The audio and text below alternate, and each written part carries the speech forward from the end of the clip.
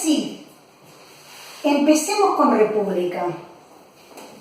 Si bien nos vamos a centrar en el libro 10 de República, muy difícil que podamos ingresar en el sentido del libro 10 si no tenemos presentes libros 6 y libro 7. Estoy casi segura que todos los que están escuchando han visto libros 6 y libro 7 en algún momento.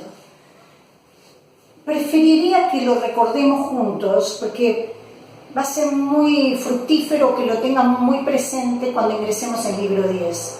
Entonces, vamos a ingresar a esta alegoría famosísima, otra visión inolvidable de lo que es la alegoría de la caverna. Es una figura y una metáfora, no es metáfora, es alegoría, no es estrictamente metáfora, pero es una figura muy inolvidable. Lo que tengo atrás mío es una ayuda para pensar, para relatar, es un esquema muy primitivo ustedes pueden encontrar otras expresiones visuales de la caverna, es nada más que para que tengamos un anclaje visual de la situación de los que están adentro de la caverna y de los que van a salir de la caverna. Pero Alegoría de la caverna es el libro 7 de República. Y si nos preguntáramos cuál es el objetivo de la alegoría, ¿qué es lo que la alegoría quiere mostrar? Si quieren, piénsenlo, pero seguramente van a empezar a pensar en términos de sabios, ignorantes, verdades, apariencias de verdad. No estaría mal que estemos pensando, porque de eso se trata, pero si tuviéramos que ser más precisos quizás en el objetivo de la alegoría lo que intenta hacer es expresar plástica o dramáticamente la condición y el destino del hombre. La condición y el destino del hombre, porque la condición y el destino del hombre va a ser esta. La filosofía, planteada así desde Platón, será la plena asunción de ese destino. Planteado esto, ahora volvemos, pero entonces vayamos un poquito más para atrás. ¿Qué es lo que presenta la alegoría de la caverna? La alegoría de la caverna presenta un adentro de la caverna en el que hay hombres sentados y encadenados, podría haber dibujado más, porque son varios, ¿sí? Hay hombres sentados y encadenados, obligados, ¿sí?, a mirar la pared que tienen enfrente. El fondo de la caverna, cuidado porque por momentos uno piensa que este es el fondo, pero en la alegoría cuando dicen fondo están diciendo el afuera, ¿no? Atrás y arriba, porque la caverna está como en un subsuelo, entonces hay como una pendiente acá. El fondo de la caverna, es decir, atrás y arriba, se encuentra una especie de tapia, dice Platón. Tapia o paredilla, detrás de la cual corre un camino. Por el camino andan hombres llevando sobre sus cabezas objetos artificiales que sobresalen por encima de la cabeza. Más atrás y más arriba hay una hoguera. Esta hoguera lanza luz sobre esos objetos que a su vez se proyectan como sombras sobre la pared que tienen delante los esclavizados y a la cual están obligados a mirar estos prisioneros. Más arriba y en el exterior hay árboles, hay cuerpos celestes y está el sol. El sol no es menor.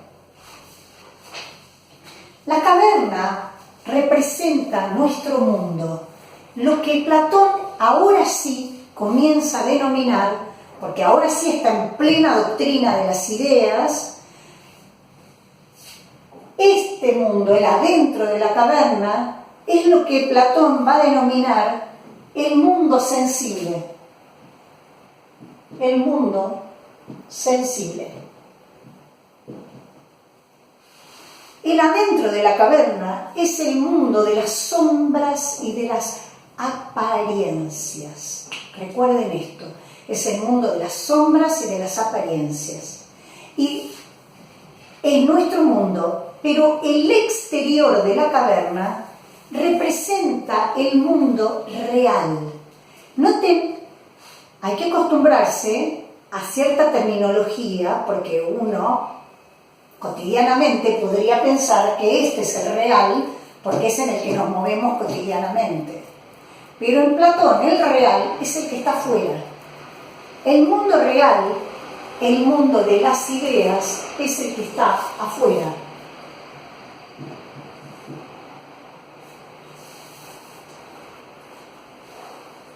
Platón está presentando la idea de que el alma está como prisionera en este mundo. Es una idea que Platón toma del orfismo. El orfismo era una secta de misterios. Obviamente su fundador es Orfeo. Y entre sus creencias figura la transmigración de las almas, por ejemplo, que vamos a ver que en Fedro hay una impronta del orfismo, hay una influencia del orfismo. Hay cierta religiosidad y cierto misticismo también en Platón. Por lo tanto, decimos que el hombre en este mundo sensible es un prisionero de la caverna. Quiere decir, es pura sensibilidad.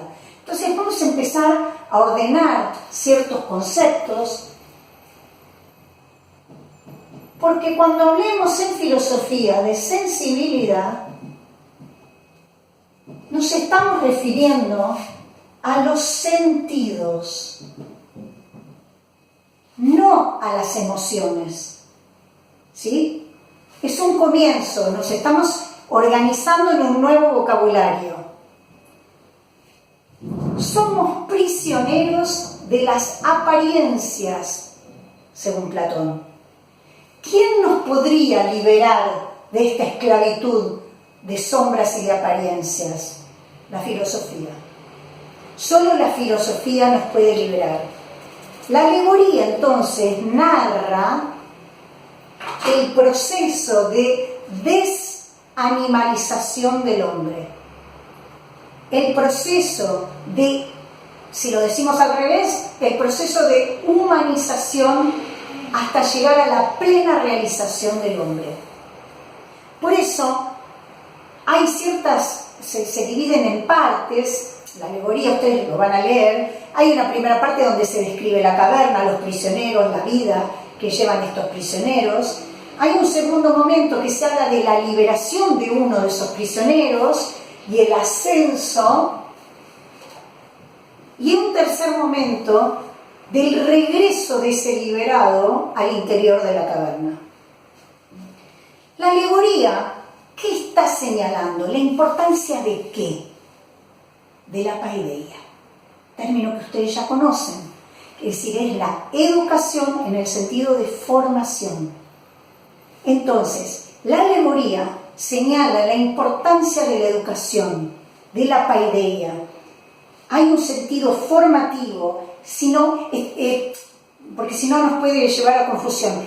Esta educación está entendida como un proceso mediante el cual se forma el hombre desde o a partir de su animalidad. Eso, como que esa especie de deshumanización o animalidad, estaría representada en esta situación. El proceso de la salida de la caverna es el proceso educativo, si lo quieren pensar como de aprendizaje. Sí, es el proceso del que hablamos hace unos días, del despliegue de las posibilidades del hombre. Un despliegue que está determinado y presidido por un modelo previo que lo guía, que es la idea misma de hombre. Hay una idea de hombre, un ideal que está dormido aquí.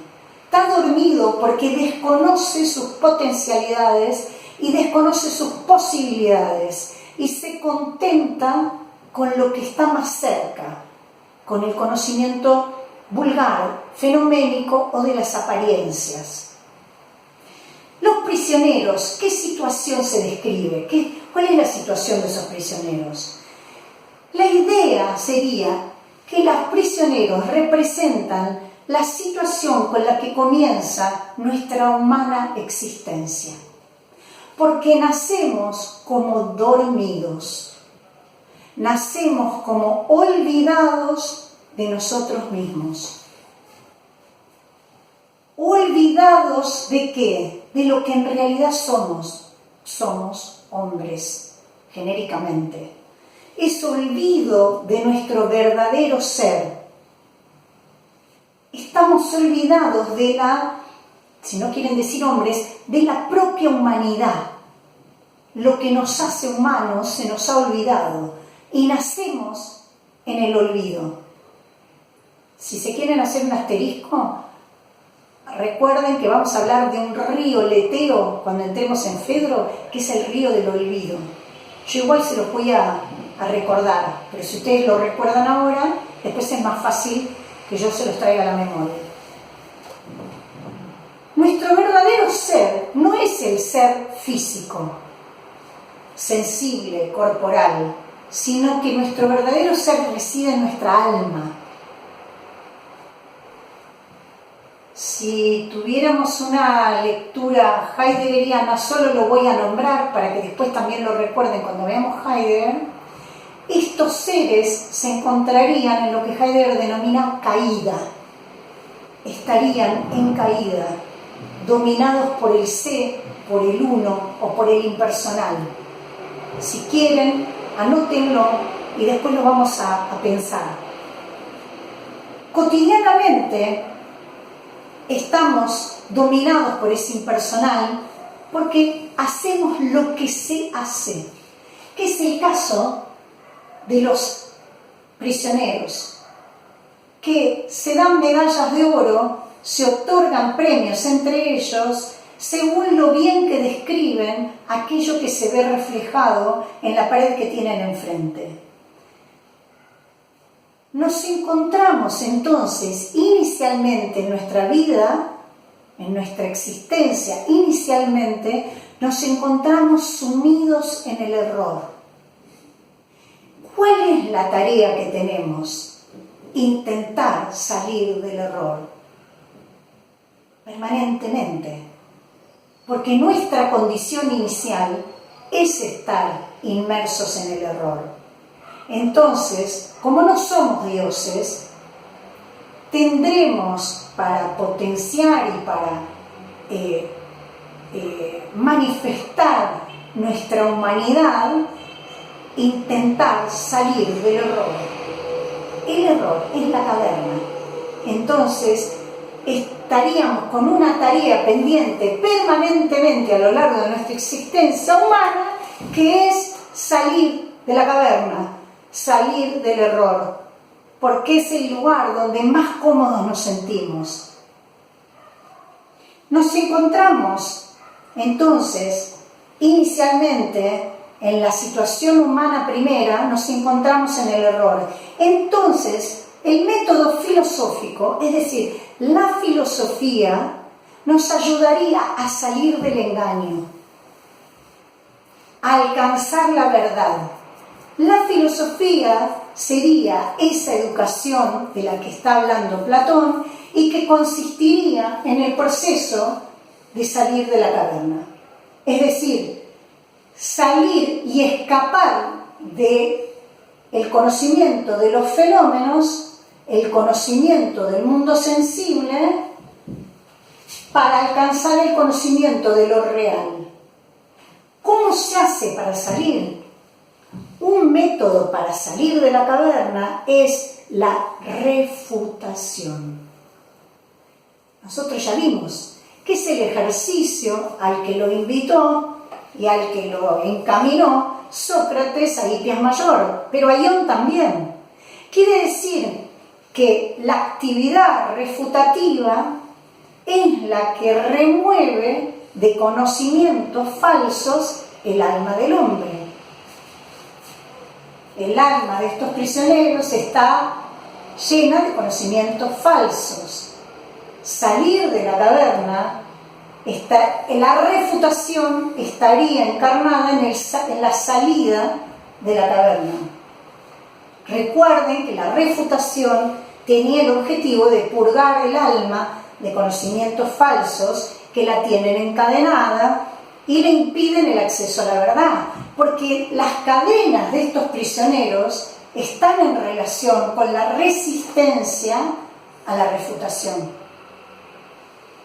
Claramente, luego de purificar el alma, luego de la refutación y de que hubieran podido remover todos esos conocimientos falsos que se tenían por verdaderos, entonces sí podrá el alma volverse sobre sí misma y reconocerse tal como es en realidad.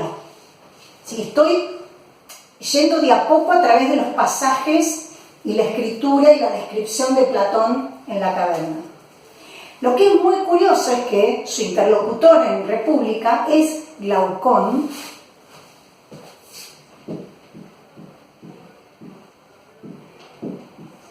Glaucón es el interlocutor de la República, y cuando Platón, o el personaje de Sócrates, describe esta situación de estos prisioneros, Glaucón exclama: extraño cuadro y extraños cautivos. Sócrates responde: semejantes a nosotros. Quiere decir que ni siquiera puede reconocerse a él mismo en esa situación. Se le habla de él y él cree que es un extraño cuadro el que se le presenta. Porque el hombre está diciéndonos, Platón, con esa reacción de Glaucón, diciendo extraño cuadro y extraños cautivos, como yo no tengo nada que ver con esa situación, porque Platón nos está mostrando que el hombre no se da cuenta de la situación en la que vive, porque vive inmerso en ella. Entonces se ignora a sí mismo y a su modo de existir. Entonces resulta extraño porque Sócrates enfoca la situación desde afuera. Le parece extraño por ignorancia. Le dice: y ante todo, ¿crees tú que el hombre en toda su vida, es decir, le sigue mostrando que esta realidad de los prisioneros, esas sombras que se proyectan en la pared de enfrente, que es lo único que conocen y toman por reales, esas sombras cree que es una historia que le están contando y que no se refiere a la existencia que él mismo está llevando? Los prisioneros no se dan muchos detalles de estos hombres que caminan por este sendero. No hay mucho detalle. La alegoría se toma como está presentada, ¿sí? No se explica de dónde vienen estos hombres, qué son esos objetos que llevan, ¿sí? Está todo organizado para llevarnos a leer algo, pero no tiene tampoco mucho sentido preguntarnos por esta pared, esta tapia, ¿sí? Claramente en esta alegoría hay alusión a políticos, lo que entendimos por sofistas, porque los describe como lo hemos visto a Ión. ¿Sí? Ión es un caso perfecto, porque esos prisioneros se honran, se alaban entre ellos, tienen poder según su capacidad para ver las sombras, para recordarlas. Acuérdense que los rapsodas recitan de memoria el pensamiento del poeta. Entonces se honran y se otorgan medallas según qué bien recuerdan las sombras y también por lo que puede suceder. Los políticos corrientes serían estos prisioneros o meros empíricos dotados de cierta habilidad, dice Platón, cierta maña para recordar lo que sucede usualmente y obrar en consecuencia. Los prisioneros entonces se encuentran en un estado que vamos a ver, cuando veamos el paradigma de la niña, de eikasía. Por ahora lo único que vamos a decir es que son prisioneros de apariencias o fenómenos. Apariencias y fenómenos es lo que encontramos dentro de la caverna, que también ya podemos empezar a pensarla como un mundo sensible. El modo de ver que tienen esos prisioneros está deformado, se los trata desde Platón como falsificadores de pasiones, se los trata de prejuiciosos, hay alusiones a lo que hoy entenderíamos como los medios de comunicación, los políticos, la propaganda, la prensa, ¿sí? Estos hombres no tienen libertad porque ignoran que la poseen, ¿sí? Ignoran que poseen libertad. La segunda parte de la alegoría es lo que consiste en la liberación del prisionero. Cuando se habla de liberación, es liberación y ascenso, ¿sí? Hay una liberación misma que tiene, cuando se habla de liberación, es liberación claramente de las cadenas, pero es liberación de su ignorancia. Así lo dice Platón, liberarlo de la ignorancia. Aquí hay falta de paideia. El liberado que apenas se libera comienza el proceso de la paideia, ¿sí? Comienza el proceso de formación. Y eso es una adaptación gradual. Lo vimos en Banquete. No es de repente, no es inmediatamente, sino que la paideia y el proceso de ascenso y salida de la caverna es un proceso gradual. ¿Por qué? ¿Dónde está planteado? En la luz. Noten ustedes cómo en el adentro de la caverna hay oscuridad. Y la oscuridad está asociada con el error, el engaño y con la ignorancia. La salida, donde están las verdades, está asociada a la claridad. Pero en el proceso de salida de la oscuridad hacia la claridad, hay un intermedio en el que todos hemos tenido la experiencia de estar en un lugar muy oscuro y de golpe, con mucha luz, no vemos bien. Ese proceso en que parece que vemos mejor en la oscuridad y que la luz nos encandila y no vemos bien, esa es metáfora del entendimiento y de la posibilidad del raciocinio.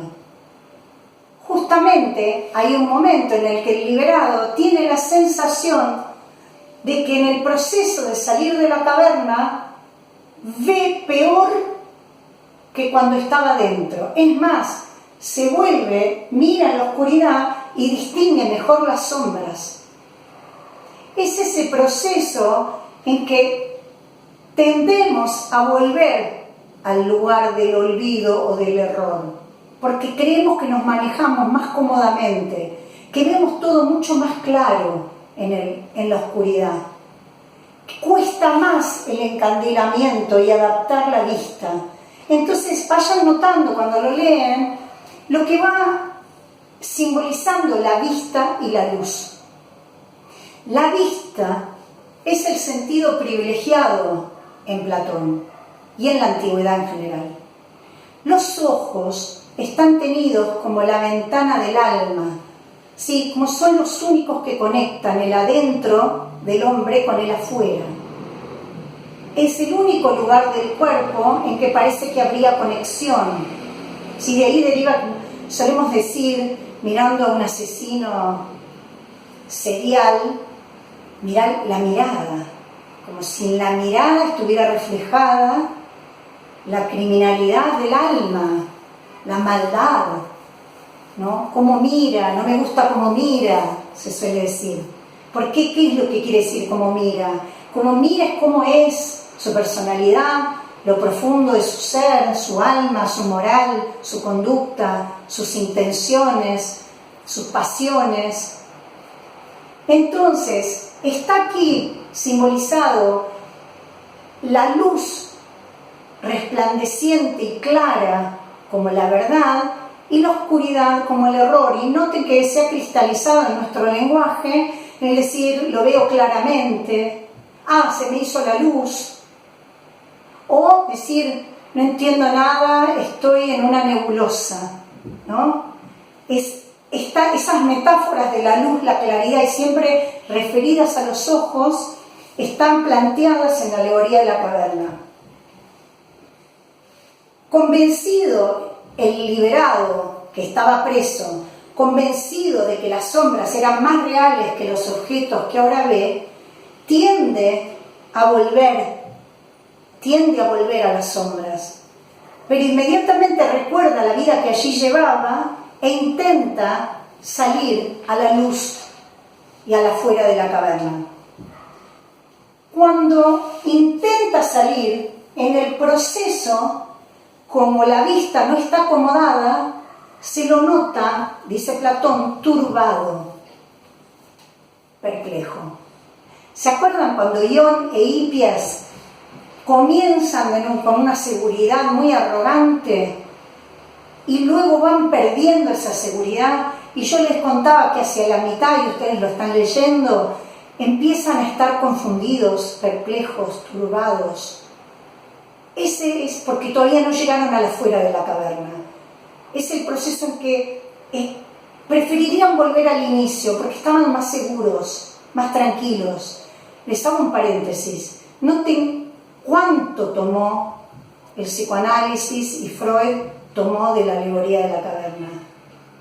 Cualquiera que haya hecho un proceso terapéutico y haya sido protagonista de ese proceso, o bien se lo hayan contado, sabrá que hay un momento de resistencia en el que se puede llorar tanto y sufrir tanto que uno dice, pero ¿para qué vengo al final? Me sale carísimo y sufro más que cuando no venía. Si han tomado de este proceso de salida muchos elementos de la salida del liberado, han descrito la situación del paciente y sus etapas de manera muy semejante a la liberación del prisionero de la caverna de Platón. Cuando están turbados, confusos o perplejos, eso indica que ha comenzado la educación. Yo se los comenté cuando hablábamos, les di el ejemplo de cuando uno se pone a estudiar y el compañero todavía no. La confusión va de la mano del inicio del aprendizaje. La paideia ha comenzado. Cuando el hombre comienza a salir de la tiranía, de esta tiranía, donde se siente perdido, aquello, lo que ha vivido, que le parecía claro y le parecía evidente, de a poco lo empieza a ver borroso y oscuro. Justamente el resultado de la refutación en el método socrático es la perplejidad.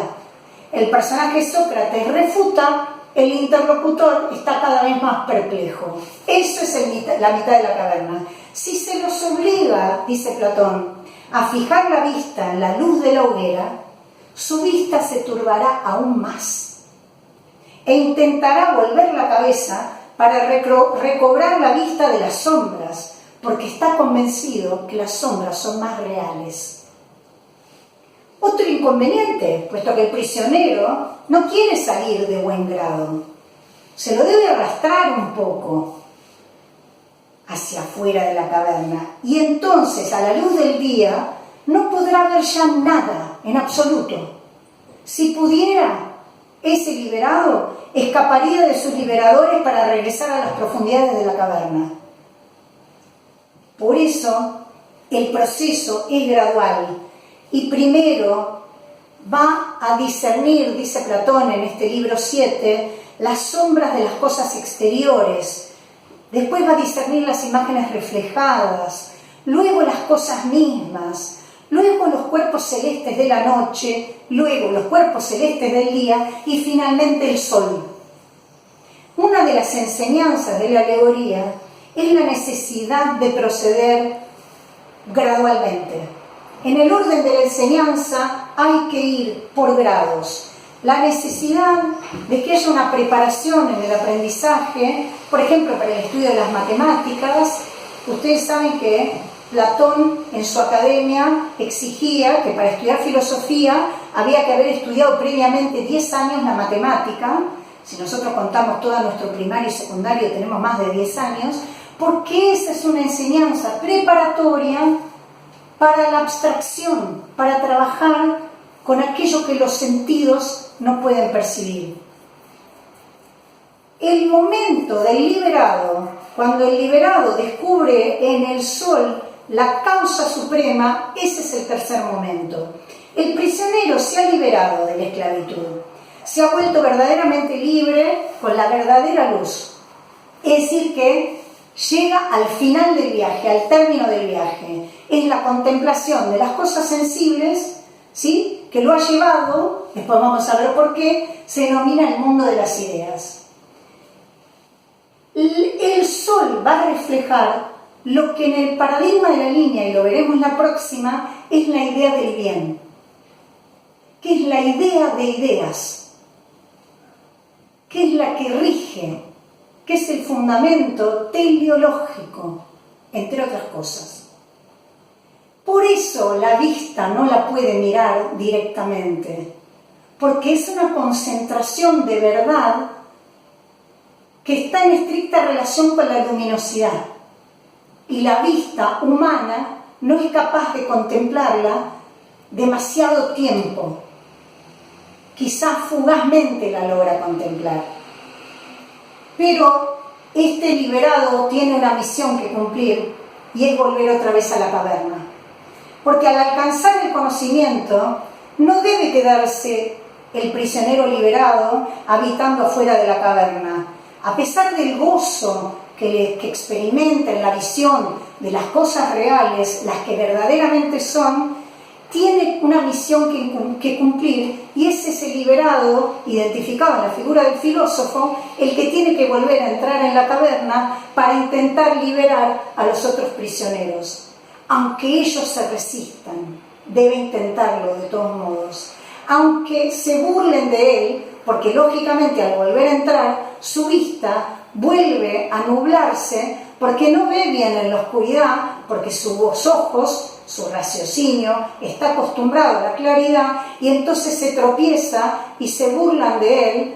Tal es el caso de la historia que se cuenta de Tales de Mileto, que una esclava tracia se burla de él porque se tropieza, que por mirar tanto el cielo y los cuerpos celestes no mira el pozo que tiene delante de sus pies. Pero ahí está como la imagen del filósofo ocupado con cuestiones superiores que no puede mirar lo sensible e inmediato. Pero esa aparente torpeza es porque está entrando de nuevo a la oscuridad. El liberado, al entrar, recuerda la vida que llevaba en la caverna, recuerda su vida anterior y siente alegría por haberla dejado, pero también siente cierto desdén y cierta compasión por sus compañeros, porque los ve que aún viven entre sombras y porque el saber que allí tienen no es un saber verdadero.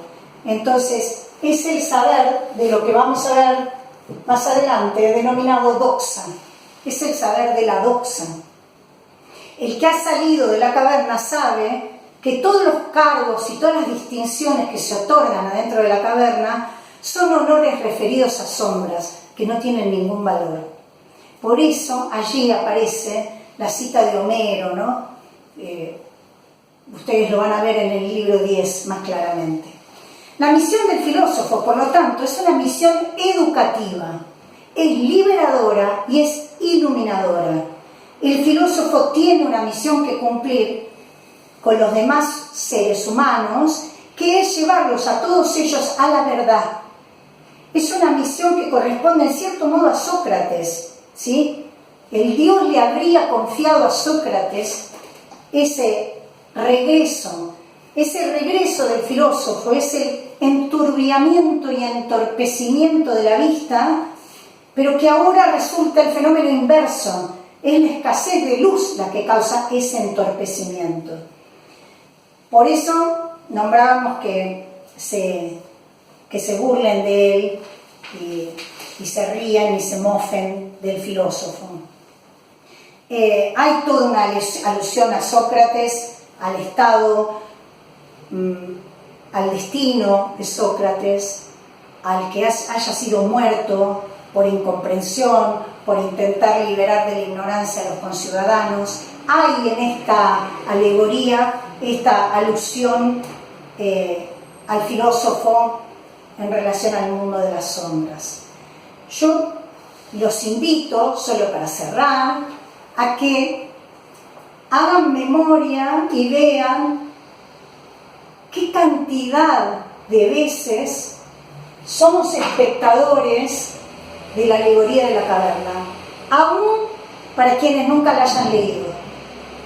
Seguramente esto que acabamos de relatar y explicar les es totalmente cercano.